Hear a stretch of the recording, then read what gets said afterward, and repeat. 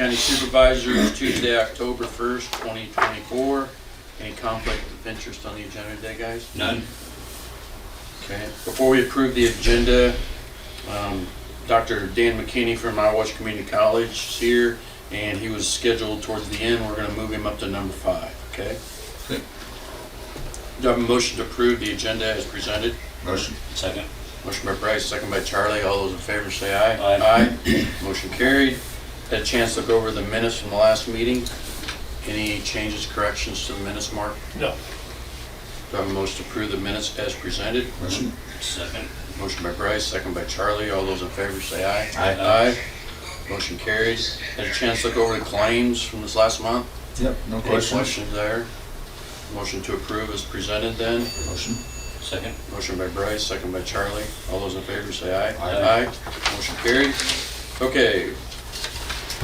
I'm up. Kenny, come on right up. Okay, Sit great, there. thank you. I'm gonna Lori Give your presentation. Welcome to So, the boardroom. appreciate it. Thank you guys for having me today. I'll pass out a couple things here for you guys to look at. Okay. A lot of good things happening at Iowa Western right now in regards to, a little bit of everything.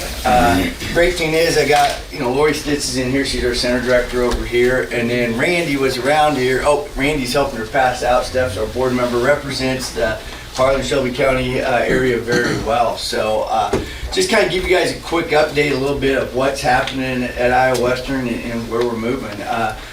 When I first got here, a little bit over 3.5 years ago, the board really pushed me, and one of their big goals was to build our centers. And I can report we're seeing an increase in allowable enrollment at all our centers, which has been great. And part of ours, really, I'm going to say here in Harlan, has been when we were able to get that addition, that other end of the building. That was a project that was put together years ago. That was kind of a community project, and I don't think the city's side really took off. And honestly made a joke, I'll buy it for $1, and about a week later got a call and said, "Are you serious?" I'm like, "Yeah, I'm serious." But I think, overall everybody saw that, what we wanted to do with that was very functional and really was going to help support the community and the county as we move forward. So we were able to get that, and we've brought in a lot of career exploration into it. We're running a lot of different high school programs out there. One was auto diesel.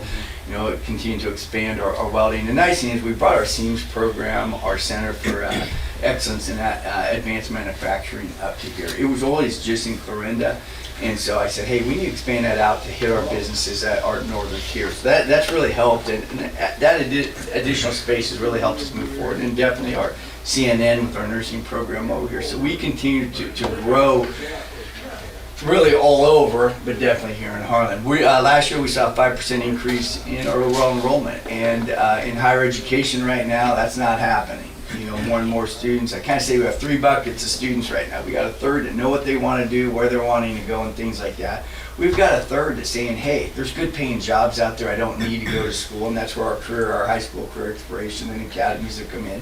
And we've got the new third, the smarter thirds, what I'm saying they are now is, what's my return on investment? If I come there and I pay for this degree, what am I going to make down the road? And those are the students we're really seeing the growth at Iowa Western right now. And majority of those, and where we're seeing a lot of growth, is in our career technical education programs. It's been nice, but we're kind of to the seams right now, in regards to that. So we are looking or asking the voters to get out on November 5th to approve a bond issue of $55 million. Now, what that bond issue is going to do is going to build a new facility for our diesel tech auto, our CDL program, which we've expanded out, which we have a class that just got done here, and your next class here is when? October 21st. October 21st, to expand our CDL program. But in addition to that, add a logistics program. We're in a great area to the supply chain management logistics. We don't have one of those programs, and honestly, we're getting a lot of businesses calling us now saying, hey, we're wanting to hire 2-year graduates, not 4-year graduates into that career field. So we're going to add that. Nice thing is it's going to triple to double the space that we have both for our auto and our diesel tech. Our diesel tech program is up over 200% increase in our student enrollments these last years. And we're seeing the same thing in automotive. If you're a farmer You know, getting a mechanic in is being very difficult. We've been working with Agrovision, what can we do with them and different to get more mechanics out there. One is we need space. We're maxed out. We've got 77 students right now in a classroom with probably about 50 students. So we got to continue to expand that. Good problem. It's a great problem to have. Now, the nice thing is after that facility gets up there, then we're gonna be able to take their spaces and HVAC, construction, welding, all those career technical education programs that are needed out there. We've got to continue to expand to get more out there because what we're seeing, unfortunately, you're talking about the tornado and stuff like that. I mean, finding some construction to come in or HVAC to come in, plumbers to come in are more and more difficult, especially in rural Iowa. And so we want to continue that, and this will allow us to take their existing space and literally double to triple our construction program, our HVAC program, or, you know, our plumbing program. You know, right now our HVAC programs in a classroom probably about double the size of this space that we're sitting in. It's just not enough. And honestly, it was a classroom that we just put into or just kind of took out of business, tried to put a lab in there. It didn't work great, but continue to expand that. Now, positive thing about this bond, we can do it without raising the tax levy rate. We have some expiring bonds that'll be coming off from years in the past, but this will allow us to pass this 55 million and not raise the tax levy rate. So I look at my taxes and you can look at yours. Mine's just a little over 5% of my taxes go to Iowa Western Community College. That tax rate will stay the same. It will not increase. Stay the same present in the future as well? Yes, yep, moving forward, it will stay Through the the same. life of the bond? Through the life of the bond, it will stay the same. Honestly, through the life of the bond, there'll be a couple other things that potentially fall off. So it could, through the life of the bond, it could decrease a little bit, but that's because of additional expiring bonds that'll be coming at a later time frame. Right. So we're excited. We're hoping the voters will go out and support that. We think the needs and what we're seeing. I mean, I really put this bond as helping to grow our rural communities, keep our youth at home. We have great paying jobs in our communities that don't require bachelor's degrees. We want to keep our students here, get them into those HVACs, into the plumbing jobs, into our manufacturing jobs, out onto the farms, working and helping to support our local communities. And so to me, this is a bond that's going to help us grow our rural community and keep our youth at home. So questions you all have on it? Just a couple of deals, just a little bit on the bond. We've done some studies, in regards to the need for that transportation logistics, and we see the growth in the needs that's going to be happening in the region. And into this study, it does include Omaha because we kind of serve Omaha too. We're getting more and more students are coming over. What's nice is our employers on this side of the river get first access at them before the employers on the other side of the river. So we're trying to transplant some Nebraskans into Iowa. We need to become, I want to say Hawkeyes or Cyclones. I don't know which one really. I need them to be Reavers, but get them away from them, those darn Cornhuskers over there. So is this a 20-year bond? Yes, it would Okay, be. so that's pretty standard. Yeah, that's standard where we're Yep. at. So we worked with bond counsel because what we've got going on, we're very excited to see that we could keep that tax levy rate at the same level. So questions you all have? I just want to make a comment. I've been at a couple of your planning sessions down out west. You invited me down there with Yep. Lori, and you guys really want to, you're good listeners. You want to know what's going on out there in the community. You've asked businesses, you asked community leaders, okay, what do you need around here? And you're very accommodating. I know the school was there and asking about some things. And, yeah, I think we can do that, and you don't hear that all the time. So just want to commend you guys. for I what you're appreciate doing. it. Yeah, we started those advisory, in fact, that was the second one because it was my second year in here. We said, we need some advisory. We need to hear what the communities are Yeah. wanting. We can sit there and think, okay, they need this. We put it in there. Nope, they didn't need that. We need to hear from the community, from businesses, from the local school. What do they want?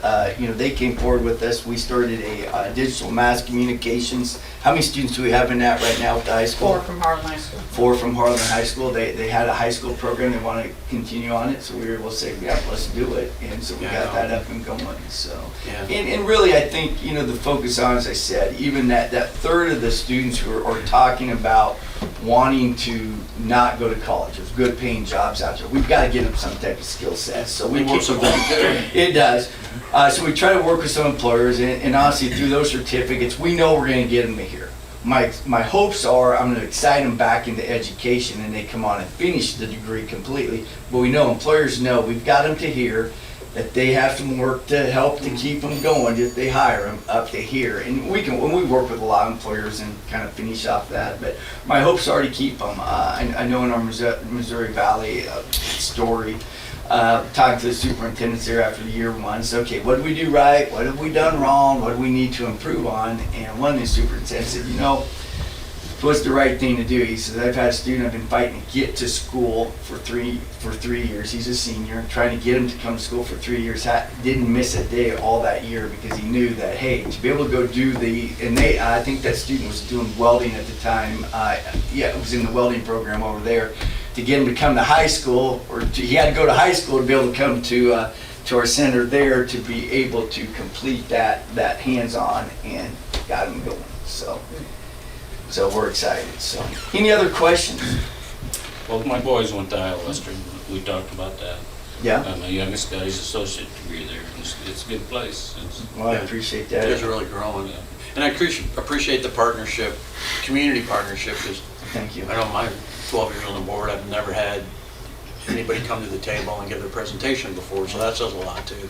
Well, we're trying to help keep the growth, so that's what we want. We got to grow Southwest Iowa, and I think we're doing. And there's a lot of keys to that. I think college is one of. You look at a wheel, and there's a lot of spokes. We're one of them. You guys are another one. All our communities and all our agencies and everything we have to work with here. So, Yeah. so I appreciate it. So. Anything else you need from us? Support? Hey, I was gonna say, if I could get some support from you guys to support our bond, I'd greatly appreciate it. So. Okay, yep. The whole community will see this meeting here, and so, Good. okay? Yep, and we're doing, just KNOD the other day, just did an interview with her yesterday, so we're Okay. talking about it. And in fact, her daughter had went to school with us, her granddaughter's going to school with us right now, so we're reaching a lot, so we do appreciate it. So thank you guys for your Okay. time this morning, so. Thank you. Thanks, good Thanks seeing for you coming. again. Yep. See you guys, I guess we'll see you here in a few months when we go to our next advisory board meeting, and hopefully we're talking about our expansion at that time. Okay. Thank you all. Thanks, Dan. Okay, next on the agenda, Alex Londo, EMA Department Report.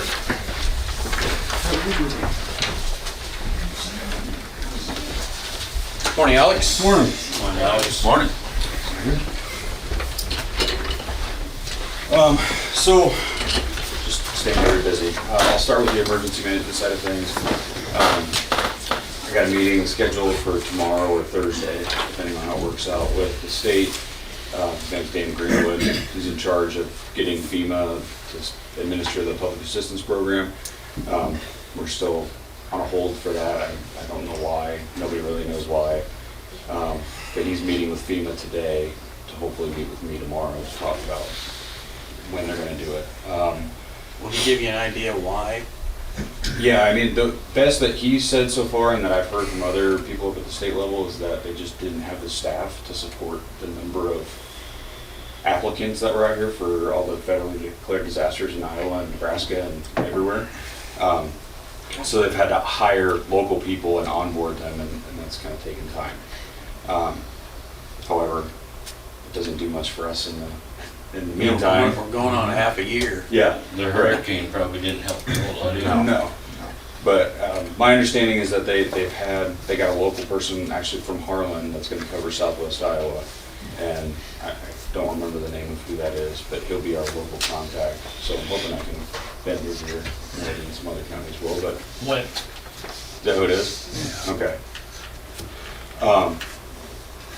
We thought at our office, we're going to skirt by with not having to make public assistance requests, but we ended up having to because did some maintenance on our towers and found out that they ripped all the lighting system off of both of our towers that we have. Oh, no. So we claimed it on insurance, but it total for the two towers was about $36,000 to replace both those lighting systems. Wow. And then with ICAP being their new policy of wind and hail, it's 2% of the coverage amount that is your deductible. So we have each tower one tower's for $750,000 is covered, and the other tower's for $1 million. So our deductible is about $15,000 or $20,000. So talking with FEMA, insurance deductibles are recoverable under public assistance. Now, whether that's fully recoverable, I don't know, but I should get something back from it. And hopefully sooner than we receive funds for flooding events, because that was 2 years down the road when we got the funds for that. So, been managing that, and then also plan on, I gotta go get some continuing ed hours, so I'll be going up to the Homeland Security Conference next week up in Ankeny. Also gonna use that as an opportunity to meet with some of the other coordinators that are struggling through this federal disaster process, and hopefully we can figure something out as a group.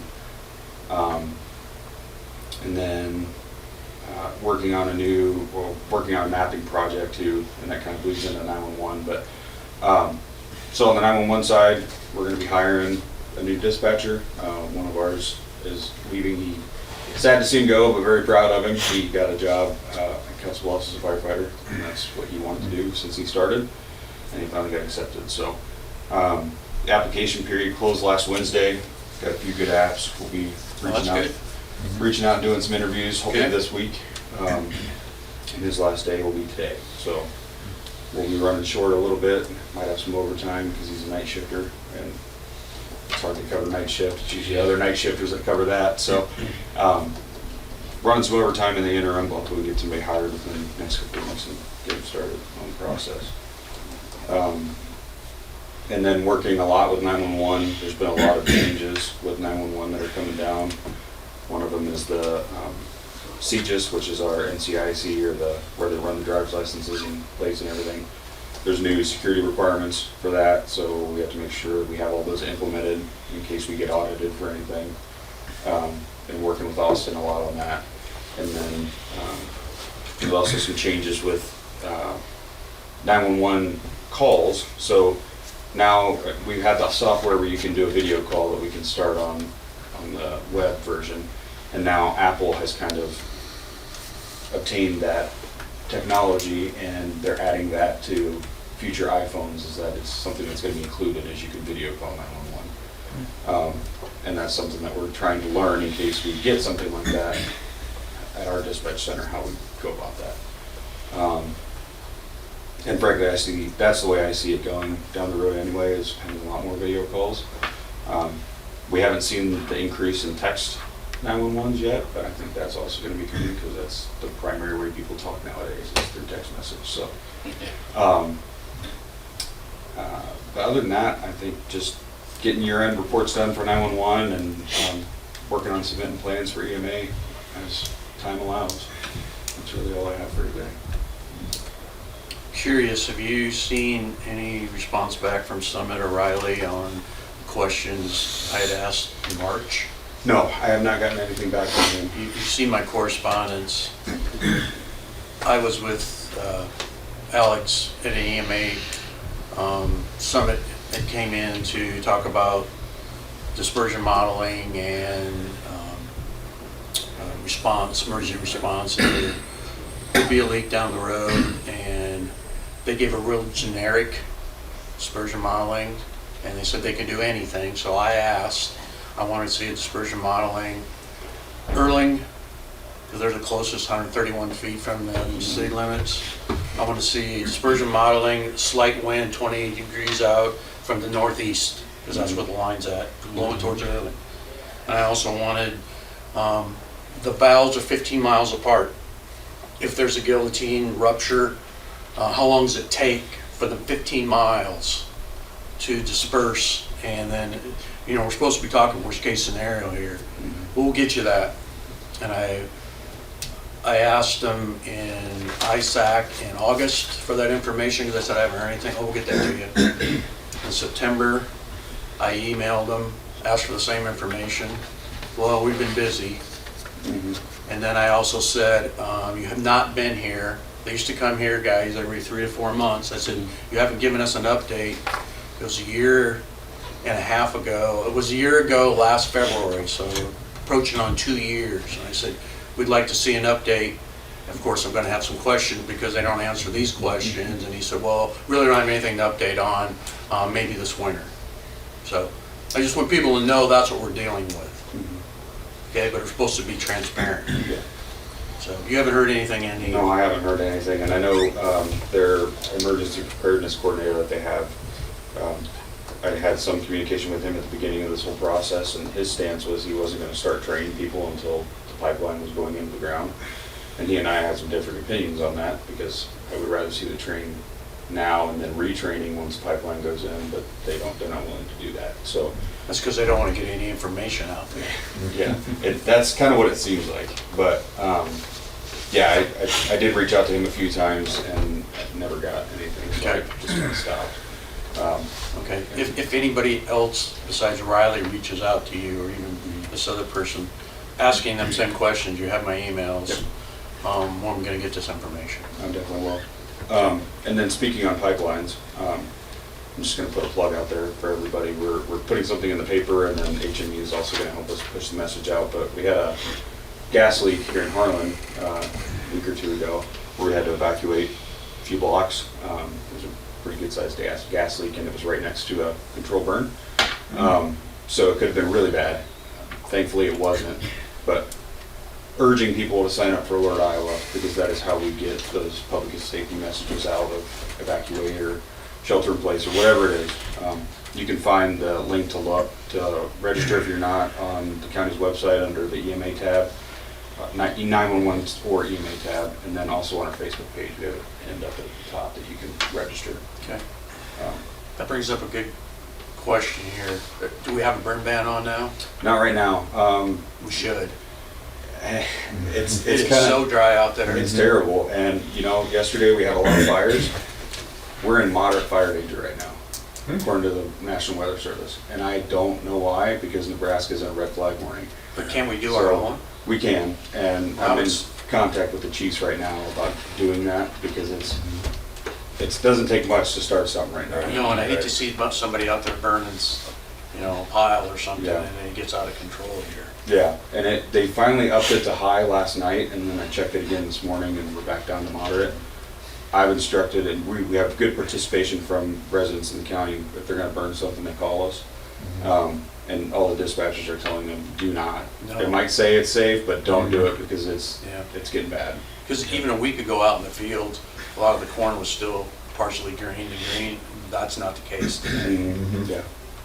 Yeah, so I got an email out to the chiefs about Okay. doing a burn ban. If we go into one, I'll let you guys know. Yeah. Other than last night, at least it hasn't been windy. Right. Yeah, it's supposed to be real windy tomorrow. Oh, is it? Yep. Yeah. Could use rain, but I know, it's not in the forecast. no. I've been doing rain dance, but I'm missing a step. It must be, yeah. So, Okay, well, thank you. Appreciate the update. yes, thanks for always. Thanks, Alex. Okay. Next on the agenda, EMS Board, EMS Director wage increase recommendation, Bryce. I'm sure this is coming from This is coming Advisory from the Council. Ambulance Advisory Council, which I sit on. Okay. About a year ago, we asked Jordan Sanders to step up to manage the ambulance service, since it was prematurely thrown in our laps. Jordan's done a good job. He stayed within the budget, which is a difficult task with the budget we have right now, and he's made a lot of solid improvements. He's managed personnel effectively, and he's developed a schedule to cut down on overtime. So we still don't have the resources to appoint a full-time EMS director, and probably won't until next year after we receive more tax dollars. The ambulance committee, however, thinks it's time Jordan and Alex should be compensated for their extra efforts.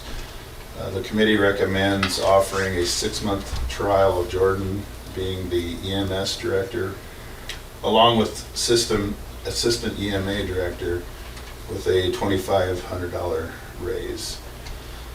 There will be a re-evaluation period after 6 months of this position. Jordan is trained and was very helpful during the spring disasters we faced.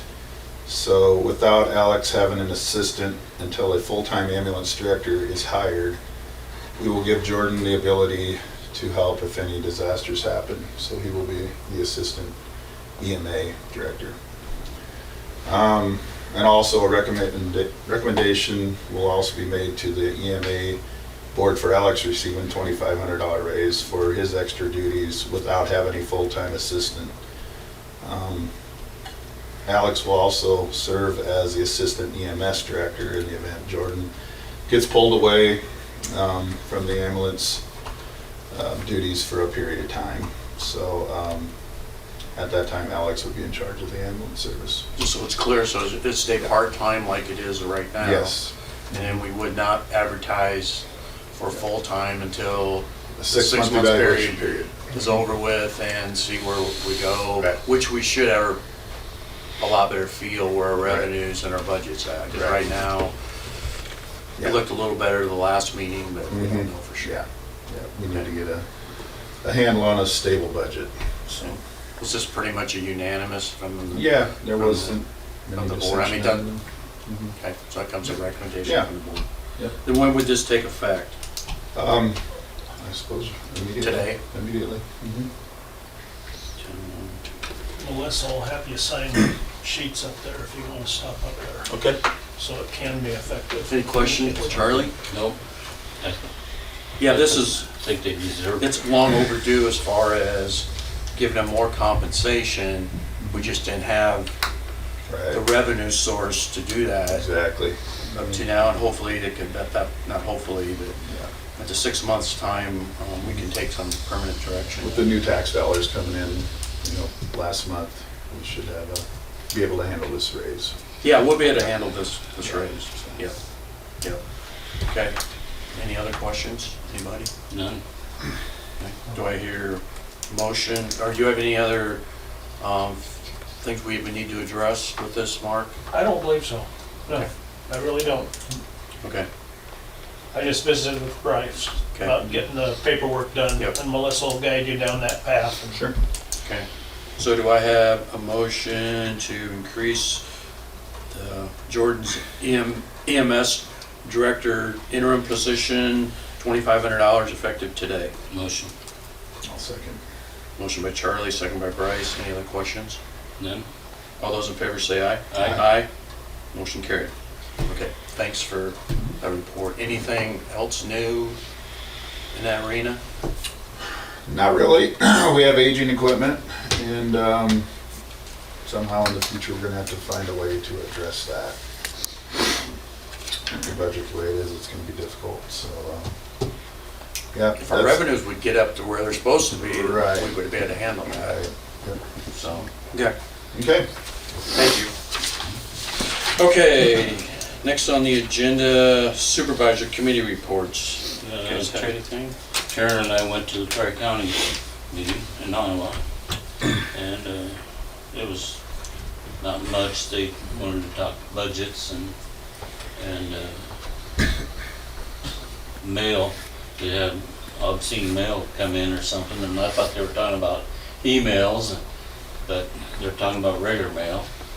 And that was about it. I mean, Karen probably got more out of it than I did. Yeah, I had to pull out at the last minute that day, So so, I know he did. yeah. Karen told me. Yeah. So, okay. But otherwise, it was interesting. But Yeah, I always got something good out of those meetings, see what everybody else is doing and how they're handling some of the same situations we're going through. Mhm. So, okay. Chris and I attended the Shelby County Safety Action Plan, which basically deals with, we had to sit through this to make Chris available to get some grant money, correct? Right, it opens us to be able to apply for grants, should they arise. Right. No guarantees, It but, was really interesting. It breaks down all the traffic accidents in the county, how they happened, where they happened, tons of statistics, and we kind of talked about eye-opening, I that in thought. MAPA. Yeah, it was very What's that? eye-opening. We kind of talked about that in MAPA. right, yes, it will coordinate with MAPPA. They're trying to make the same system intermingled between the two entities, so. I'm sure it gave Chris a lot of data to see where his spots are that need things to be looked Right. at for safety. Yeah, it just gives us possibilities if federal funding becomes available at this point. That's so. So, it was a good meeting. Okay. The state set reorganization again. Just gonna give you an update on my Southwest Iowa mental health. effective July 1st, coming in 2025. We just got this yesterday, hot off the press. Here's the new map. We're in a 14 county region now, or will be, instead of 9. All are in the same region except for Harrison County, and they stuck them up here. They're not real happy about that. The board now is represented by all supervisors. That will go to an advisory board of 10 members, which is 3 supervisors. So I don't know how that's gonna look. Okay, more to come, and they're working on this, our director and staff have a lot of reports, information they have to get to the state by October 18th, and then we'll get a lot more direction. So I'm just giving you a heads up where this is headed. Yeah, like one board member said, he was pretty frustrated. Our region really operates efficiently. We've kept staff doing real well, and then you throw, why does it need to change? Well, they're just, especially up in the Northeast, there's some regions not operating that well, and so it throws us all in a, they're trying to, it used to be, don't quote me, but 10 or 11 regions, kept them smaller, around 7 to 9. Now they're all gonna be 14 to 16 counties, so. Yep. So do we still have the same director? Mhm. No, Well, for our region, Okay. yep, that's good. Yeah. She's awesome. Yeah, yeah, Suzanne, Yeah. yep. And I would recommend this board to come January when I'm off of here. When the time comes, they kind of know what's going on, bring Suzanne in, Yeah, it's a good idea. update you, and she's very open for that, and she'll probably be suggesting that to the board anyway. She's all right. Yeah, oh yeah. I'm glad she stays with our region, so. Okay, we'll move on then. Todd Deline, Shelby County Chamber report. Good morning, Good sir. morning, Todd. Morning. A couple items to update you on, and these are not calendar items. Nice parade on Homecoming? homecoming. Yeah, no, that one, well, I was very appreciative of who they chose for the Grand Marshal. Yeah. Oh, yeah. I thought that was a great choice. Last weekend I was in, or last week I should say, I was in Marshalltown at the PDI Fall Conference, so PDI is Professional Developers of Iowa. It was kind of interesting because most of our meetings for them, conferences, happen in places like Iowa City, Cedar Rapids, Des Moines. But Marshalltown put together a big push to host this fall conference. And their push was because they wanted to show off all of the changes they've made in Marshalltown. They've really used the arts to make it a creative place to work and live. There's murals all over town. I mean, they have cuisine in their downtown area from 7 different cultures. I mean, there's just a lot that they're doing. So, as you can imagine, some of the conference presentations had more of an art lens to them, as far as the programs that Iowa offers through the Iowa Arts Council, things like that. And so we'll be working on that, and I'll be talking with our Wellness Alliance, the Feel Better group, about that. So they're the ones who did the crosswalks. Of course, one of the problems is to be able to qualify for the Inspire grants and things like that through the Arts Council. You have to be sitting on $250,000 to be able to even apply, and we're not in that position right now. But we did have 2 really good sessions on site selection and responding to site visits. One of the things about having a certified site in Shelby County is we need to find 25,000 acres. That's the minimum you can have for a certified site. But we can continue to look at that and hopefully push forward on that a little bit down the road. Then this Thursday and Friday I'll be in Sioux City. There's going to be a federal and state agency roundtable, multiple discussions, and a lot of it's on these new federal programs that are taking place, like the infrastructure law, the Inflation Reduction Act. And the discussion comes from, as communities, how do we access these funds? And there's going to be a good discussion on, just as we know with other federal programs, here's the hurdles and here's the best way to get around them while you're applying for these programs. So I'm looking forward to that. Make sure you share our concerns with the feds disaster relief around. Oh, yeah, no, I will. In fact, some of my other developers, we discussed that a lot. We were actually discussing two topics. One was disaster relief, because a lot of them were being impacted. The other thing we were talking about was some of these state programs they're good programs. But as an example, one of the grants out there, they say, well, it's for communities of 50,000 or less. Well, there's 954 communities in the state of Iowa. There's only 10 larger than 50,000. So you and 944 other communities are trying to get this grant money. And then the other one, it says for 20,000 or less population. Well, again, it doesn't take very long, and you find out there's only 18 communities in the state of Iowa that are over 20,000. So still, it's a big pot of communities you're competing against when you're applying for these grants. So that's just a really good point to know, that when you're writing it, take the time and make sure you're hitting all of the points that those grants are requesting you to hit. Speaking of grants, one of the calendar items is there's a new round of Catalyst grants taking place that'll go, your application will be due in January, and they'll make a decision by, mid-spring. What the Catalyst grant is, we've had one here in Shelby County that we were able to achieve. You can get up to $100,000 to take a building that is either underutilized or needs to, we can convert it to where it has retail below and housing above, or all of those types of options. But the main thing is your project has to create a catalyst for the community. So it could be additional employment, it could be additional resources, bringing in housing, whatever it is that you bring in. And there's going to be a meeting here in Harlan on October 18th from 10 to 12. And these are the workshops they do leading up to you applying. And for anybody who has a building in Shelby County that they'd like to consider,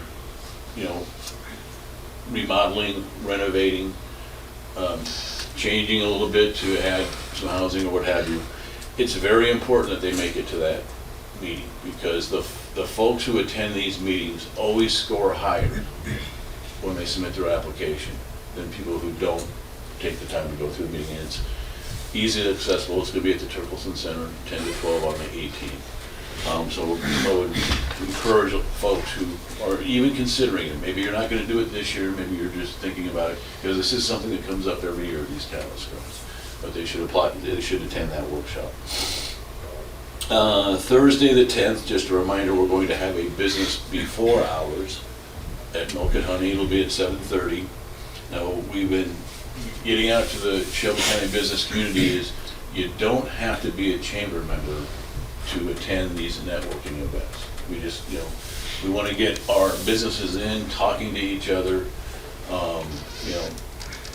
Hopefully somebody makes a connection and they find a new vendor for their business that they didn't even know existed in Shelby County. So that's what we're trying to get done here. Other calendar items.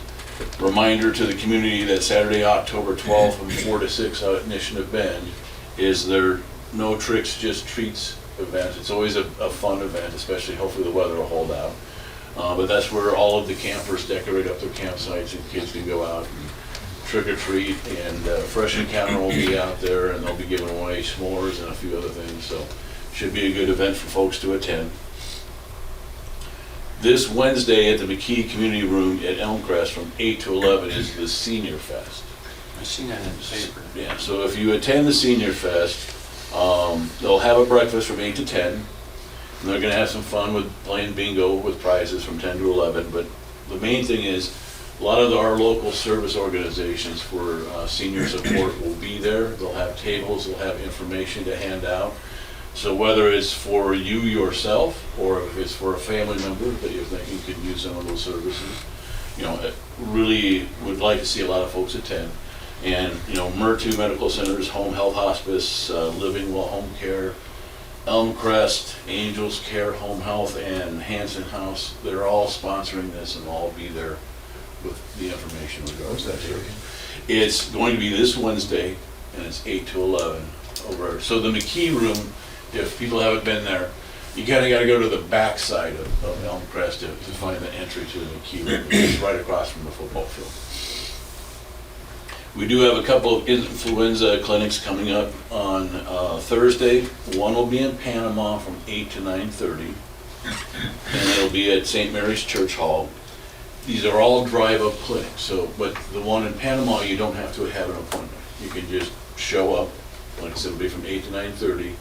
They ask that you wear a short sleeve shirt, so you just drive up, they give you the influenza shot, and off you go.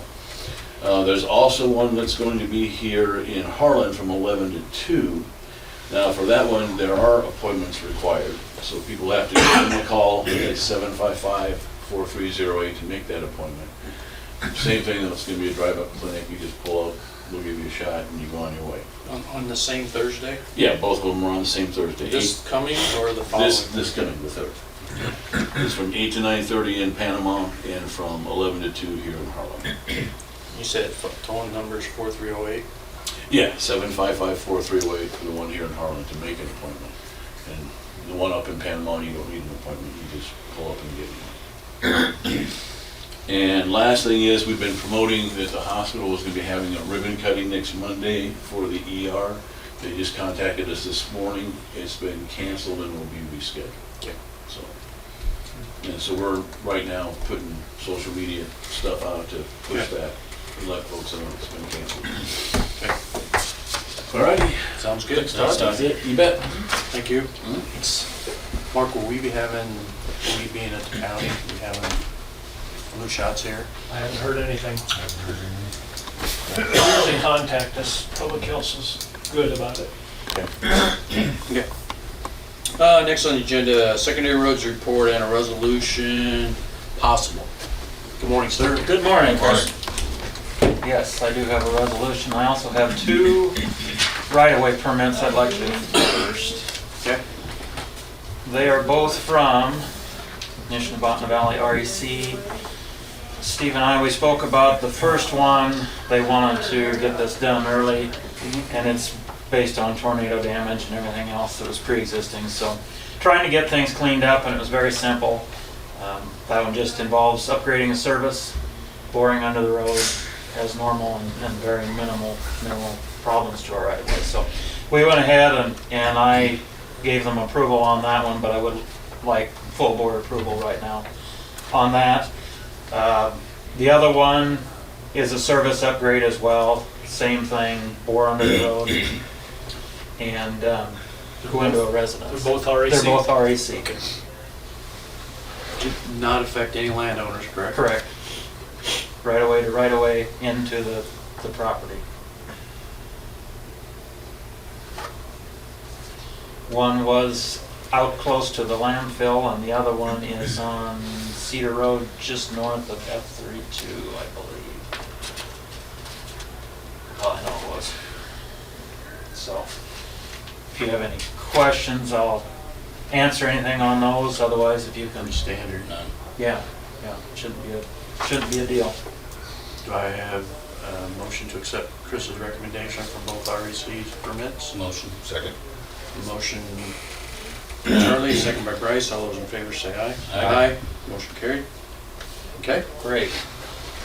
Resolution, down at the Elkhorn Park, we had a few concerns from people around there. The north intersection, which would be Yellowwood and 600th, is a T intersection as you come north. You cannot continue north, but there's an east-west road. There is no type of traffic control signage at all on that corner. So Either direction. Either direction, any of the 3. So it's a big free-for-all. With the new bridge going in, traffic will have changed its patterns, or patterns will change. So at this time, I looked into that. Generally, it's recommended that every intersection has some sort of signage to control traffic in one way or another. And the south corner of this segment of road does have a stop sign. It's the same thing as a T intersection. So I would present that we place the stop sign as you're coming to the corner going north. So you'd stop going north, east-west traffic will continue through as normal. Going forward, if we have any intersections like this, when we do another bridge project or major renovation that may change traffic, something we should probably look into Yes. and consider going forward as something easy to do while we're there doing all the other work. And if we can make everything a little safer, it'd be the time to do it. So I agree. Yep. I don't know if we need to read this whole resolution and mark if you want to, or In the resolution and your explanation, it contain the address and where it's gonna be. The rest is fluff. all standard.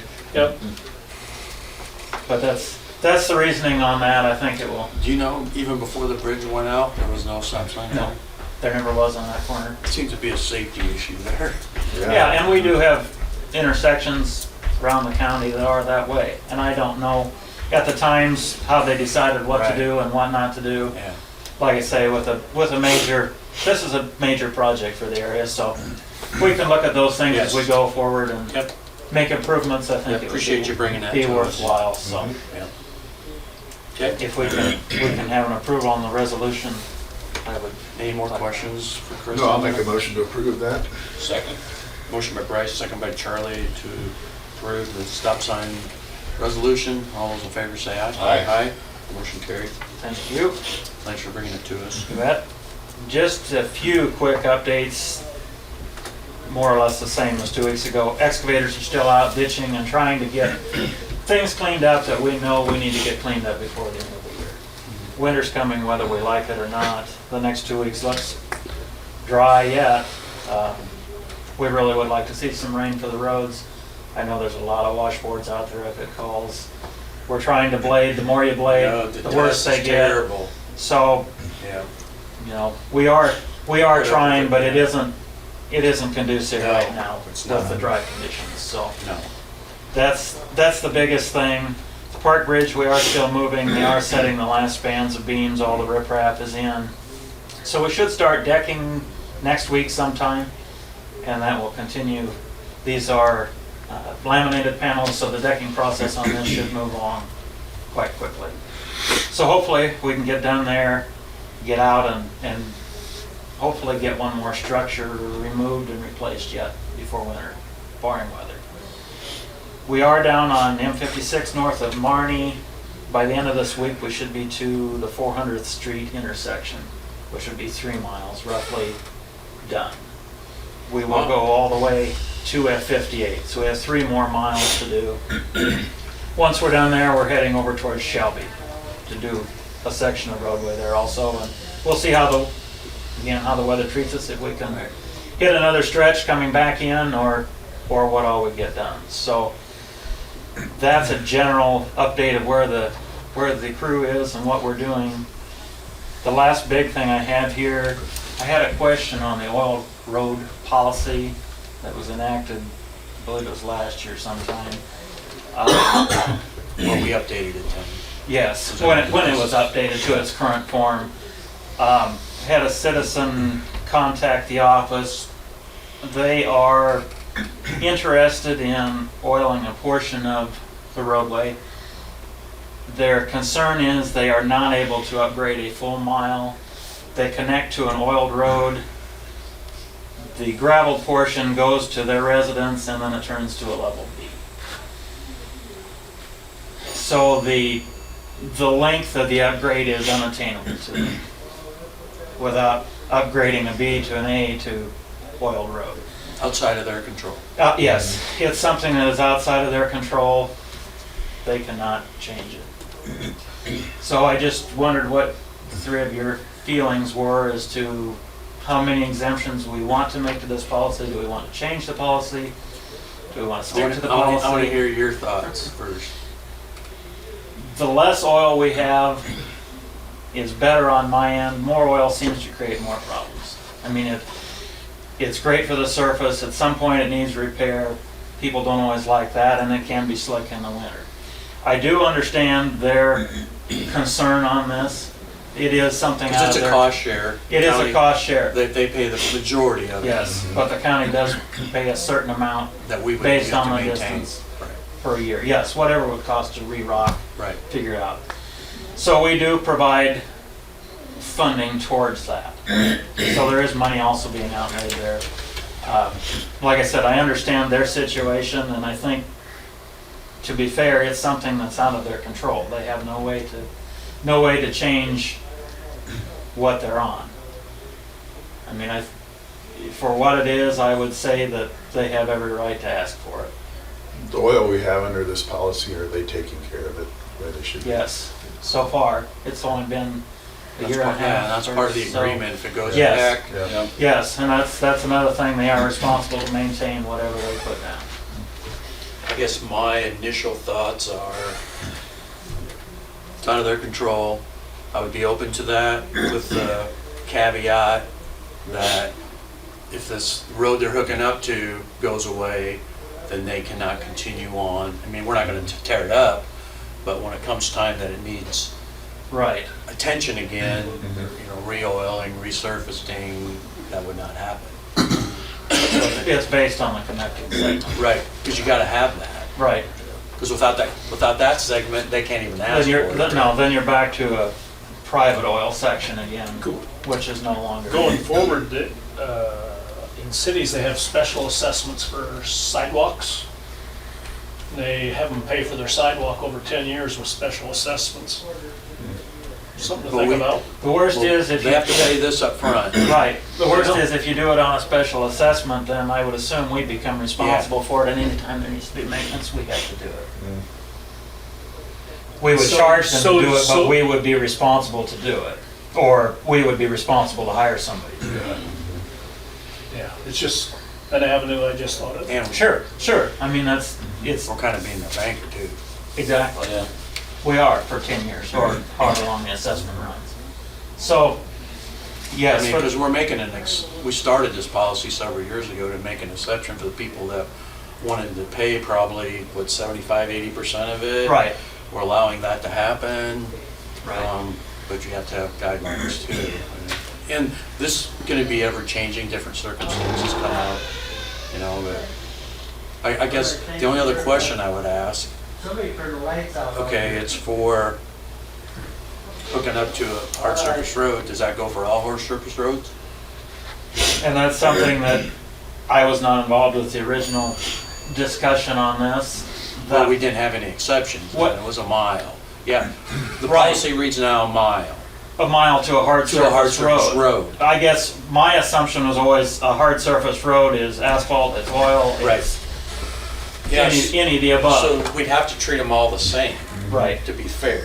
right, I would agree with that. right.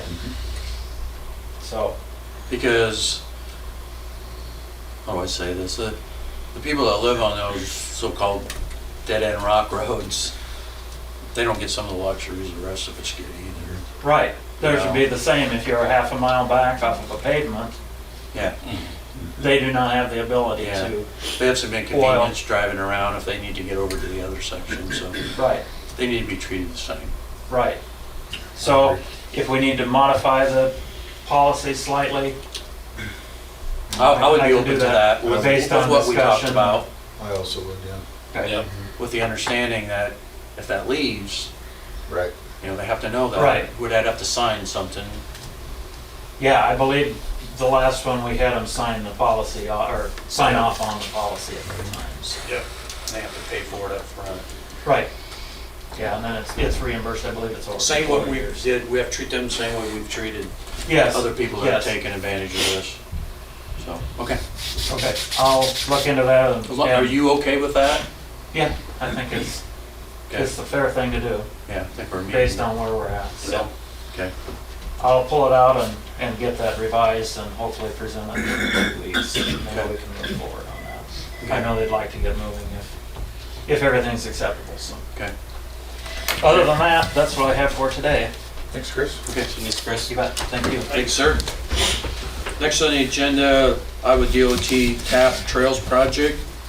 Come on up, Bob, and I know Charlie's on the board.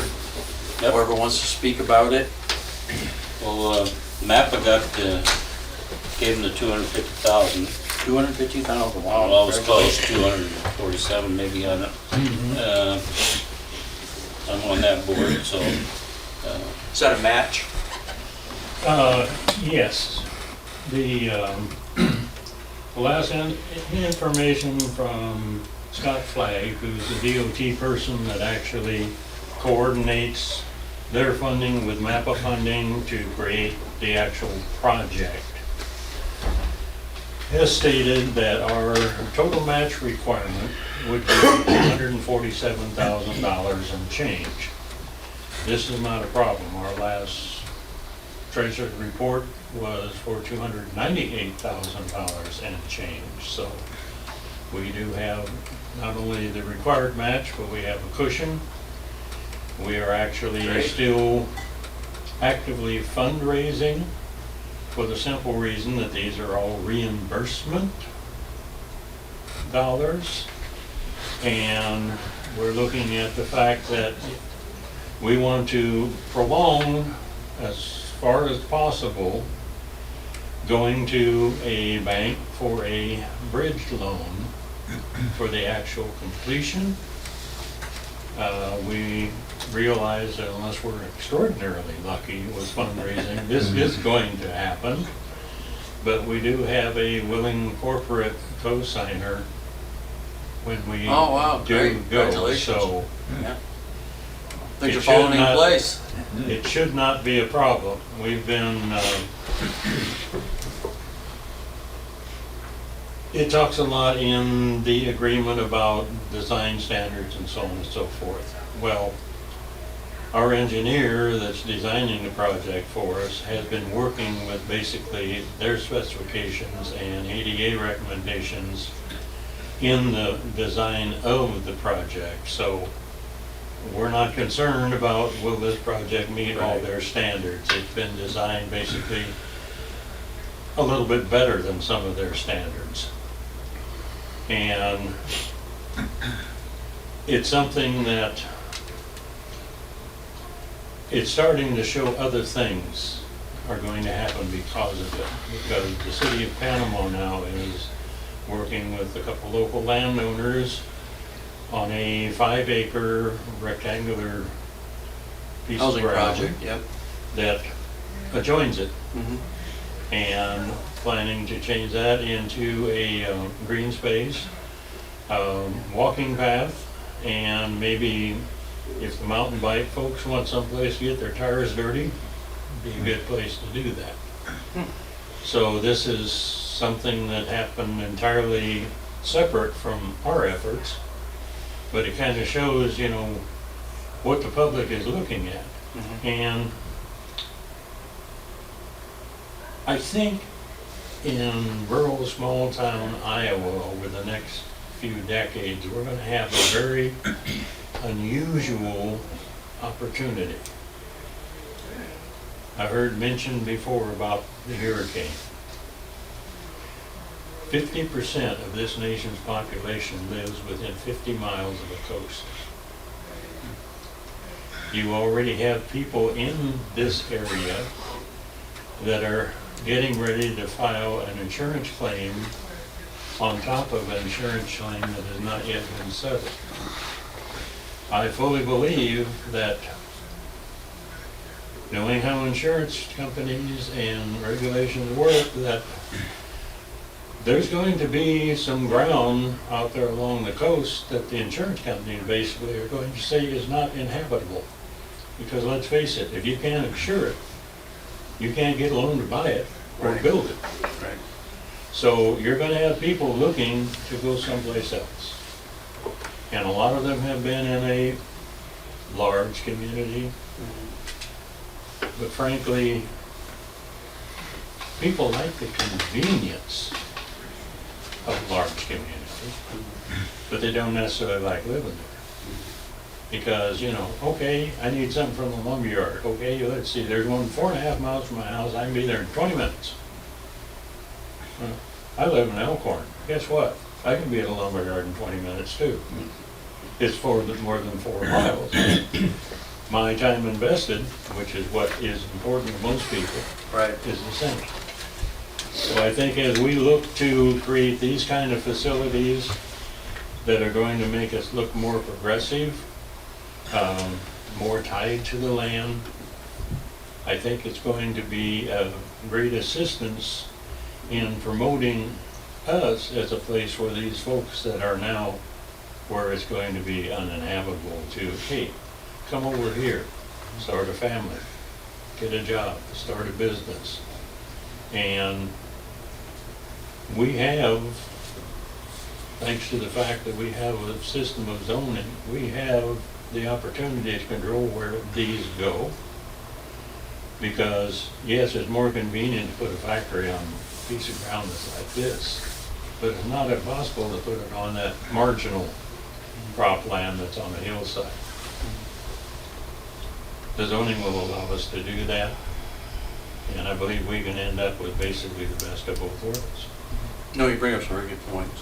Yep, appreciate what you're doing. So what's on the agenda today, you're asking to continue to be the pass-through for this grant money? Yeah. The only thing that I have seen that gave me a bit of pause in there is, I think due to the fact that you're operating as a pass-through, as we get a portion completed and pay the invoice, we're probably going to need to submit that invoice to the auditor's office for the auditor to request reimbursement. That's the way you do it in the past, Mark? Yeah. So that's a standard way that you operate? Yeah, that's more or less standard way that it You don't believe the operates. money will come to the county and we will forward the money back to you? Basically, that's what will happen. Okay, And yeah. That's what a because they take our percentage of match out of it, the request may go in for $200,000 an invoice for $200,000 paid, but the reimbursement won't be for that $200,000 remark. It'll be less than 20 or 25%. And we will not track that, we will just take the dollars that we receive and forward them onto your, Yes, yes. because that's why we've been building the war. I just wanted to make it certain- clear that going forward, that that's the way it works. We don't track what we get, we just receive it and disperse it. And that is a process that's fine with us. Yep. We actually have a tax person now as our treasurer, so they're not only making certain that everything, all the T's are gonna be crossed and the I's are gonna be dotted, but that it's submitted correctly. Okay. The county will be That'll help required Mark, to too. maintain that, Right. that trail.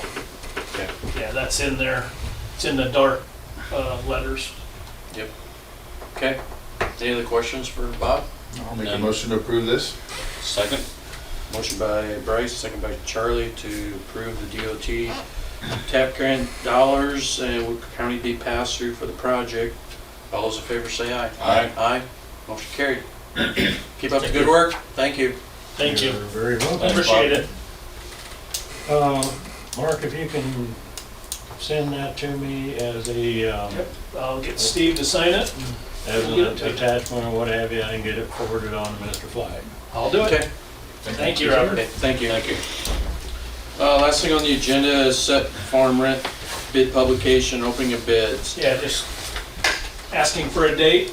Okay. Have you considered it? We have a little, I'm not gonna call it a snag, but we're gonna have a little delay this year because for 4 years, we have to do soil sampling this year when the crop gets out. And I drove by both the farms, it appears that they're both in corn. So sampling can't start till then, it takes about a month turnover time and then to read the sample, the